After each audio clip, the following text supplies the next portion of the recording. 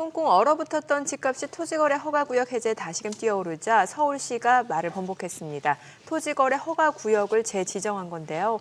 이전보다 규제 지역을 더 넓게 적용하면서 시장의 혼란이 가중되고 있습니다. 정책은 무엇보다 신뢰가 중요한데요. 해당 지역 주민들 반발 굉장히 큰 상황입니다. 네, 이번 결정으로 시장에 어떤 영향을 미칠지 주요 뉴스와 함께 부동산 전반 흐름 짚어보겠습니다. 송승현 도시화경제 대표 자리했습니다. 어서 오세요, 송 대표님. 네, 안녕하세요. 네. 네, 오늘도 흥분 안 하고 이렇게 서로 얘기를 풀어가야 되는데 19일 날 어제 그저께죠. 서울시가 한 달여 만에 이제 다시 토지거래 허가구역 해제 결정을 뒤집었다. 요거 일주일 전에 우리 얘기했어요. 네. 그러게요. 그죠? 네. 혹시 또 이러는 거 아닌가? 또 살짝 오세훈 서울시장이 약간 그런 여지를 남기는 네. 발언을 했었고. 그러면 이제 해당 지역 주민들뿐만 아니라 이번에 이제 좀 이렇게 상급지로 옮기려던 네. 그 실수요자들도 반발도 크고. 네. 아니, 대표님 도대체 지금 뭐가 어떻게 된 거예요, 그러면은? 지금 그 재지정 문제가 아니라 네. 지금 그 앞에 확대 재지정했다라는 게 더 큰 확대 재지정. 예전에는 뭐 잠실이라든지 삼성동, 대치동, 청담동 어떤 동단위 지역이라고 보면은 네. 지금 저 나와 있는 것처럼 서초구, 강남구, 송파구, 용산구에 있는 아파트 전체 아파트를 재지정했다라고 보기 때문에 많은 분들이 강남 3구 플러스 용산까지. 예, 그러니까 네. 예전에는 어떤 특정 동, 그다음에 개발 호재가 있거나 재건축 단지만 지정을 했다라고 하면은 구 전체를 하다 보니까 네. 반발이 엄청 커요. 저기에 네. 이제 거주하고 계신 분들을 보면은 서울에 그 아파트에 한 40만 가구 정도 된다고 하니까 뭐 거기 실제로 뭐 거주하는 사람들까지 생각하면 곱하기 3 정도 되겠죠. 아파트니까. 네. 이런 분들이 굉장히 곤란을 겪고 있다라고 보는데 저희 또 문제는 뭐냐면 저도 사실 연락을 많이 받았는데 예. 이 송파 안에서는 또 거여마천에 있는 분들은 또 뭐냐 우리 쪽이 집값이 그렇게 크게 올랐냐 그다음에 뭐 강남 서초 보면은 뭐 우면동이라든지 뭐 세곡 내곡 같은 경우는 그 압구정동하고는 완전히 뭐 지역적인 그 거리 차이라든지 네. 그렇죠. 뭐 거래량이라든지 이런 부분에 대해서 굉장히 좀 차이가 나는 곳인데 이런 지역까지도 다 묶어버리니까 많은 분들이 그 불편을 겪을 수밖에 없는 거고요. 그리고 지정된 이후로 그 얘기 지금 해지된 게 35일 정도밖에 안 되는 그 기간이니까 뭐 너무 정책적인 그 변화가 그 부동산이라는 게 자산이 굉장히 어렵고 보통 그래서 거래하고도 한 60일 정도 시간을 주는 이유 자체가 그 기간 안에서 굉장히 뭐 잔금이라든지 또 글쎄. 이사라든지 이런 예. 부분에 대해서 예. 굉장히 좀 거래가 좀 어려운 그런 곳이거든요. 근데 거래 규제를 많이 하는 이런 토지거래 허가 구역을 또 재지정을 넘어서 확대 재지정했다라는 거는 참 부동산이 굉장히 좀 타격이 크고 주민들하고 시민들 이런 분들이 굉장히 좀 정책 신뢰도 도저히 못 믿겠다. 그 불만 섞인 목소리가 나오고 있는데 여기서 이제 또 나오는 얘기는 기존에 이제 강남 쪽만 지적을 했다라고 하면은 지금 용산까지도 되니까 오히려 반대로 해석들을 또 많이들 하시더라고요. 이제 용산까지도 급을 올려버렸다. 토지거래 허가. 글쎄. 오히려 네. 용산까지도 급을 몸값을 더 올려버렸고 여기에 이제 또 문제점은 뭐냐면 또 아파트만 재지정하다 보니까 다른 상품들이 많잖아요. 용산 같은 경우는 재개발 상품 같은 경우 많잖아요. 그건 또 네. 아파트가 네. 또 아니란 말이에요. 네. 그런 쪽으로 투기의 어떤 자금들이 몰릴 수 있다라는 우려들이 있고요. 그 외에도 송파 옆에 있는 강동이라든지 또 서초 옆에 있는 뭐 동작구라든지 또 건너편에 성동구나 마포 이 지역들은 여전히 규제가 안 돼 있는 그런 상황이기 때문에 과거에 문재인 정부 때 있었던 뭐 풍선 효과라는 예. 뭐 이런 효과들이 상당 부분 나타날 수 있다. 그래서 이 정책의 신뢰성 그리고 부작용 그리고 시민들이 갖는 불편함 그리고 너무 뭐 손바닥 뒤집듯이 그러게요. 바뀌는 그런 정책들 이런 부분들 때문에 굉장히 좀 뭐 지금 언성이 높아지고 있는 그런 상황을 실제로도 지금 체감을 많이 하고 있습니다. 네. 기사를 보고 제 일감이 그러했는데 또 송 대표님의 설명을 듣는 중에도 네. 어디 그럴만해서 그랬구나 내지는 좋아 보이는 구석이 하나도 없네요, 솔직히. 아니 좀 그런 게 규제를 하면은 뭐 집값이라든지 부동산 시장이 안정화될 거라고 생각하는 그 마인드 자체가 좀 이해가 안 되는데 이게 안정이 안 되면 또 보니까 더 확대할 수 있다고 하니까.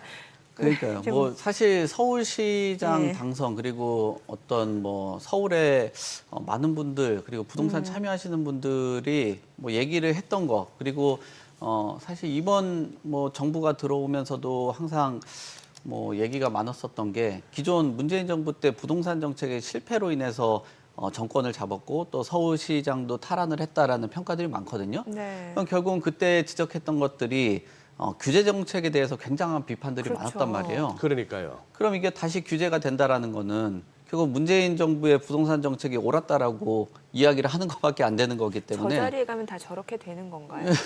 그래서 뭐 많은 분들이 참 이 뭐 정책적인 그 부분에 대해서 못 믿겠다라는 얘기들을 많이 하고 있고요. 그리고 부동산이 급등을 해서 부동산 그 급등 때문에 정권이라든지 서울시장이 바뀌었다라는 그 외에도 부동산 거래하는데 굉장히 불편하다라는 평가들이 많았어요. 뭐 자금 조달을 해야 되고 예. 어떤 뭐 갭 투자는 안 되고 조정 대상 지역으로 되고 뭐 투기 과열지구 되고 또 풍선 효과로 이루어지고 막 하다 보니까 이런 불만들 때문에 있었었는데 이런 부분을 더 확대를 할 수 있다라는 거는 결국 과거와 같은 그런 문제점들이 다시 될 수 있다. 그래서 지금 그 뭐 아파트 상품 외적으로도 그리고 소규모 아파트 뭐 이런 뭐 나홀로 아파트 이런 아파트 같은 경우는 가격들도 그렇게 많이 상승하지 않는 그런 뭐 상품인데 그런 부분에 대해서도 확대 적용을 하겠다라고 계속 얘기가 나오다 보니까 요번 그 토지거래 허가 구역 그 확대 재지정은 부동산 업계 그리고 그 관련된 그 지역과 단지에 있는 시민들 뭐 이런 분들은 가장 뭐 강한 불만을 제기하는 그런 제도였다라고 볼 수 있을 것 같습니다. 아니 이게 지금 이런 누구나 예상되는 이 비판인데 네. 이렇게 하면은 정책 번복하면은 네. 결국 이게 또 집값이 올라서 네. 다시 또 지정하겠다는 토제를 갖다가 네. 도입한다는 거 아닙니까? 네. 아니 얼마나 올랐길래요 그러면은? 지금 가격들은 네. 상당 부분 많이 오른 건 사실입니다. 뭐 1월, 2월 대비했을 때 송파는 0.72% 정도가 상승을 했고요. 그다음에 강남은 0.69%, 서초는 0.62% 정도가 상승을 했는데 상승 국면을 보면은 굉장히 좀 크게 상승한 국면은 맞고요. 그리고 강남이 이제 가격이 올라가고 서초가 좀 떨어진 것을 보더라도 예전에 풍선 효과로 인해서 가격들이 움직였던 것들이 다시 강남으로 회귀를 했다라고 보시면 될 것 같고요. 그리고 송파구 같은 경우는 전세를 활용해서 투자를 할 수 있는 상황이기 때문에 가격들의 상승폭들이 좀 크게 나타났다라고 봐야 될 것 같아요. 그리고 자치구들의 주간 단위 아파트 변동률을 보더라도 강남하고 뭐 송파, 서초 이 지역의 가격들이 많이 올라갔는데 근데 저게 이제 토지거래 허가구역 해제뿐만 아니라 지금 작년에 7월, 8월, 9월 때 저때는 토지거래 허가구역으로 지정이 되어 있었던 시점이잖아요. 네네. 그거 생각해도 가격들이 올라간다라는 거는 시장에서 가격들은 어떤 규제가 풀린다라는 거는 기대감을 갖고 가격들이 급등하는 경우들이 있지만 그 이후에는 또 가격들이 조정되는 경향들이 나타나고 있거든요. 예. 과거에 2021년 뭐 이때만 해도 재건축에 대한 규제 완화된다라고 해서 재건축 단지가 가격이 급등을 했지만 그 이후에 또 가격들이 조정을 받으면서 시장에서 일정 부분 작용을 하는데 토지거래 허가구역은 지정은 뭐 1년 단위로 하는데 재지정을 최근에 그 뭐 한 달 조금 넘는 수준의 기간을 보고 저렇게 판단을 해서 다시 지정을 하고 그리고 요번에는 또 6개월 만에 또 모니터를 하겠다 그리고 지역을 또 확대를 하겠다라고 하면서 많은 자금들이 또 상당히 또 변동성을 가지면서 움직일 것으로 보여지고요. 특히 지금 관심들 갖고 있는 게 뭐 마용성 지역 안에서 용산이 걸려 있다 보니까 마포랑 성동구에 관심이 있는 것뿐만 아니라 지금 그 강남권하고 가까운 뭐 분당이라든지 과천이라든지 이런 지역들까지도 가격에 대한 그 움직임들이 나타날 수 있다. 근데 이게 금액적인 그 기간들을 보더라도 이게 단순히 올라간 게 이 토지거래 허가구역만의 폭발력으로 올라갔냐라고 보면은 좀 그렇게만 보기는 어려운 것 같아요. 최근에 금리 인하도 한번 있었고요. 그리고 우리가 시점에 대해서도 이야기를 많이들 했었던 게 좀 가격들이 조정받았던 뭐 겨울철이라든지 또는 가격의 급락이 나타났던 그런 시점 또 계절적인 요인들이 좀 약세장들이 있었던 그 시점에 좀 푸는 게 좀 더 낫지 않았냐라고도 봐야 될 것 같고 또 거기에 스트레스 DSR이 7월 달부터 또 도입이 되다 보니까 당겨가지고 거래를 하시려는 분들 뭐 이런 분들도 상당 부분 나타났고요. 그리고 이번 시장에서도 봤듯이 네. 이렇게 규제가 풀리고 나면 자금들이 쏠린다라는 거는 부동산이 끝났다라고 그렇게 평가하시는 분들도 많긴 한데 그만큼 유동자금들이 부동산에 관심이 많습니다. 그렇죠. 그래서 네. 대장 지역이라고 불리우는 또 대장 아파트라고 불리우는 그런 곳들에 언제든지 자금들이 들어갈 수 있는 상황이기 때문에 뭐 이 그 단기의 그 변화 이런 것만 보고 시장을 판단하기에는 조금 어렵지 않겠냐라고 봅니다. 앞서도 그래프 통해서 좀 봤다시피 뭔가 이제 규제나 정책으로 인한 집값 영향은 좀 일시적이었던 것 같고 네. 그 외적인 변수 또 수요 네. 공급에 따라서 많은 영향을 받는 것 같은데 어찌됐건 간에 일시적으로 지금 이렇게 토지거래 허가 구역 그 지정이 해제됐다가 다시 이제 재지정되는 건데 네. 해제됐을 때 보니까 좀 투기 세력도 좀 포착이 됐다면서요. 네, 뭐 저희가 뭐 진행을 하고 또 예. 그 출연을 하다 보니까 투기적인 단어를 언급은 하긴 네네네. 하는데 저는 뭐 개인적으로는 실무적으로 보면은 뭐 부동산이 투기 뭐 이렇게까지는 좀 보기 어려운 게 보통 투기라는 게 단기적으로 또 매입을 좀 많이 하고 위험 자산에 투자를 하는 경향들이 많은데 지금 매입한 곳들 뭐 압구정동이나 뭐 서초동 이런 것들이 그 위험 자산으로 평가받기는 좀 어렵다. 그리고 그렇죠. 지금 똘똘한 한 채로 불리우는 예. 아파트를 사는 시기인데 이게 뭐 단기 매입을 통해 가지고 다수 매집한다라는 것보다는 하나로 매입하는 이 안전자산의 가격들이 좀 쏠림 현상들이 나타났다라고 평가를 할 수 있을 것 같아요. 어쨌든 뭐 이런 뭐 그 정부 측에서는 지금 이제 투기에 대한 우려 뭐 이런 걱정을 통해 가지고 지금 뭐 어떤 공급적인 부분들은 단기간 해결을 못 하다 보니까 수요를 좀 억제는 거래를 어렵게 하고 금융적인 부분들을 조금 허들을 높이고 그다음에 세금적인 부분들을 뭐 과감하게 낮추지 못하는 뭐 이런 현상들이 나타나고 있는데 과연 그 지역만을 규제를 한다라고 해가지고 부동산 시장에 안정을 가져올 수 있느냐 지금 가장 걱정들을 하는 거는 풍선 효과 그리고 광범위하게 넓혀놓은 상황에서 여기에 이제 소위 말하는 갭 투자를 못하기 때문에 거기에 전세 물량들이 축소되고 그 축소된 전세 물량으로 인해서 서민들이 더 걱정하는 아파트 매매 가격이 올라가는 것보다 전세 가격이 가파르게 올라간다든지 월세라든지 임대료가 가파르게 올라가는 이런 문제들이 나올 수 있다. 그래서 이 임대 시장과 그리고 정책의 뭐 신뢰성에 대한 뭐 훼손 그리고 이런 뭐 시간이 흘러가면서 정책이 시장에서 숙성되고 내성이 생기면서 가격이 다시 또 올라가는 이런 문제점들이 나타나지 않을까 그렇게 전망이 되고 있습니다. 예. 저기 송 대표님 가끔씩 그거 하는데 왜 집값이 아파트 가격 뭐 이런 집값이 너무 오르면은 네.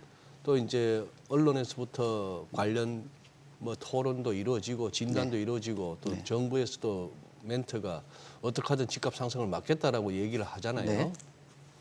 그런데 또 집값이 또 예를 들어서 많이 떨어지는 시기가 되면은 네. 그걸로 인해 가지고 또 무슨 뭐 경제가 또 같이 무너질 수 있다고 네. 그걸 또 안정화 조치를 취하겠다고 또 나온단 말입니다. 네. 그럼 집값은 도대체 어떻게 해야 됩니까? 오르지도 말고 내리지도 말아야 되는 거예요? 그러니까 저도 그거를 항상 궁금하게 생각하고 있는 건데 네. 떨어지면은 뭐 부양을 해야 떨어진다고 된다고. 난리라고 네. 부양책을 하고 대출도 막 풀어주고 뭐 네. 갭 투자 아니라 막 그때는 갭 투자를 막 방조하기도 같기도 하고. 그렇죠. 네. 네. 뭐 그 전세 끼고 사라고 얘기하고 글쎄. 뭐 어떤 시점을 실거주 의무는 또 유예도 해주고 그러니까. 네, 그러는데 그게 이제 사실 정책적인 부분 안에서는 어떤 높낮이를 조절하는 그런 역할을 하는 정도 수준으로 봐야 되는데 저도 뭐 이준 소장님하고 동의를 합니다. 근데 이걸 또 그냥 내버려 두면은 또 방임하는 그런 뭐 얘기들이 나오기 때문에 이런 위험을 저지를 하는 거는 일정 부분 필요하다. 근데 항상 뭐 우리가 많은 그 교과서적인 얘기들도 있고 많은 그 토론을 통해서 나오는 얘기는 그리고 뭐 또 시장에 있어서 뭐 일단 경제를 좀 자율성에 좀 맡기자라는 평가들이 있는 그런 국가 안에서는 그런 그 규제라든지 어떤 억압을 한다라고 해도 최소한의 조금 억제를 하는 데 있어서 개입을 좀 최소한으로 하자 그런 얘기들을 많이 하거든요. 근데 이제 지금 얘기하는 어떤 거래에 대한 규제라든지 토지거래 허가구역 같은 경우는 규제 강도가 굉장히 강하고 또 수요자들 안에서도 지역을 규제를 한다라는 거는 거기에 포함되어 있는 다수의 가구 수라든지 시민들이 있기 때문에 문제가 되거든요. 그래서 일정 부분 금액을 가지고 통제하는 이런 부분들보다도 지역을 또 규제를 한다든지 개입하는 데 있어서 강도에 대한 그 차이들 이런 부분들을 지적을 할 수밖에 없습니다. 그래서 시장에 좀 규제를 하고 또 통제를 한다라고 해도 시장에 좀 자율성을 맡기고 그 자정적 작용을 일정 부분 좀 지켜본 이후에 개입하는 게 맞는데 이게 뭐 본인이 어떤 도깨비 방망이라도 갖고 있는 것 같이 항상 끼어 들어가지고 너무 해결을 하려고 하고 하나의 뭐 영웅이 되고 싶은 뭐 그런 심리가 작용을 하는지 모르겠는데 너무 지나친 개입들이 많다. 시장에서 일정 부분 시간을 가지고 자정작용을 하는 것들을 가격이 좀 떨어지든지 또 올라가든지 이런 부분을 좀 보시면서 할 필요가 있지 않나. 근데 요번에 그 기간 자체를 뭐 30일 정도로 봤다라는 거는 굉장히 좀 큰 뭐 실수가 아닌가 그렇게 지적들은 많이 나오고 있습니다. 아니 지금 뭐 풍선 효과 때문에 수도권 대출도 좀 규제한다면서요. 이게 뭐예요? 그러니까 이게 뭐 자꾸 공급적인 부분에서 예. 해결을 못 하다 보니까 우리가 그 수요 억제하고 이제 또 공급에 대해서 어떤 조절 뭐 이런 부분을 하는데 공급이라는 게 시간이 상당 부분 필요하다 보니까 수요 중심으로 정책들이 나오고 있는 것 같습니다. 그리고 지금 뭐 자금들이 최근 들어서 주택담보대출 비율도 늘었고 최근 봤듯이 뭐 유동자금들이 부동산으로 많이 흘러가다 보니까 이 부분들에서 일정 부분 통제를 하려고 하는데 참 말씀하신 그 앞에서도 얘기한 거랑 좀 아이러니하게 집을 사라고 동료를 또 했다가 또 이제 돈을 또 안 빌려주겠다고 또 하고 그러다 보니까 집을 내 집 마련을 하라는 건지 또는 임대를 살라고 하는지 수요자들이 정말 지금 뭐 판단을 하기가 어려운 상황인데 그래서 뭐 디딤돌 대출이라든지 버팀목 신생아 특례 대출 뭐 이런 부분들 어쩔 때는 뭐 정책 대출이 많이 나가고 또 정책 대출 많이 나가고 난 이후에 부동산 가격 오르면은 또 대출 그 자금 또 쪼이고 쪼이고. 참 이게 모르겠습니다. 뭐 어떻게 가야 되는 방향인지 모르겠지만 뭐 제가 그거를 뭐 담당하는 사람은 아니기 때문에 좀 비평적인 뭐 시각으로 뭐 내용을 전달할 수밖에 없습니다. 네, 네, 오늘 내용 여기까지 듣겠습니다. 고맙습니다. 네 감사합니다.